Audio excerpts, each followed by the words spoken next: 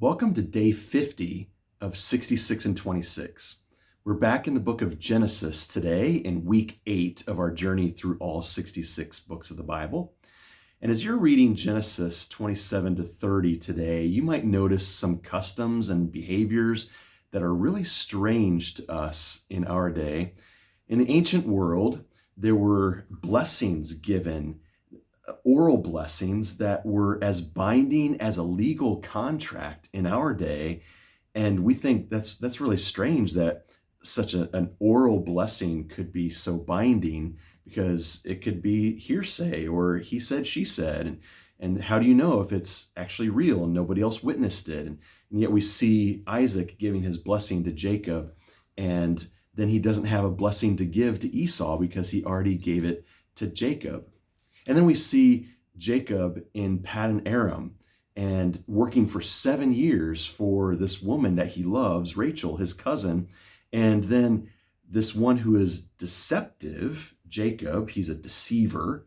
We find that he is himself deceived by his uncle Laban and is given Leah to marry instead of Rachel, and then has to work 7 more years in order to win his beloved wife, Rachel. And then we see that Leah is able to have children and Rachel is not. And then Laban also gives to Jacob the maidservants of those 2 women. And so Jacob has relations with 4 different women.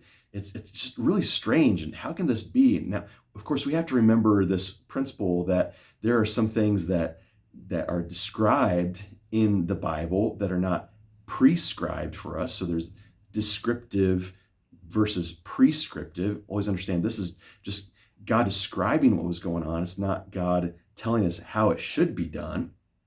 And so a lot of different behaviors and rituals that we find really strange, but through it all, there is this blessing that God is giving to Jacob. Even though Jacob doesn't act honorably, those around him don't act honorably, still God, by his grace, gives this blessing to Jacob. In Genesis 28, God appears to Jacob in a dream where he's seeing the angels of God ascending and descending on this ladder between heaven and earth. And then God tells him, I will be with you.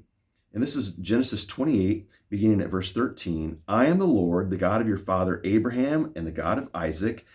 I will give you and your descendants the land on which you are lying. Your descendants will be like the dust of the earth. You'll spread out to the west and the east, to the north and the south, and all the peoples on earth will be blessed through you and your offspring.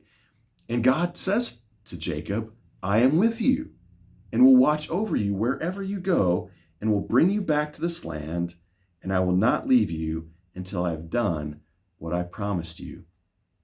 Even through Jacob's deception and the deception of everyone around him, the imperfections of all these people and the ancient patriarchs, even still, God, by his grace, gives this amazing promise. And we see that his promise continues on generation after generation. We'll see this continue on all the way through Jesus, of course, who is the one who gives a blessing to all people of the earth through his sacrifice on the cross.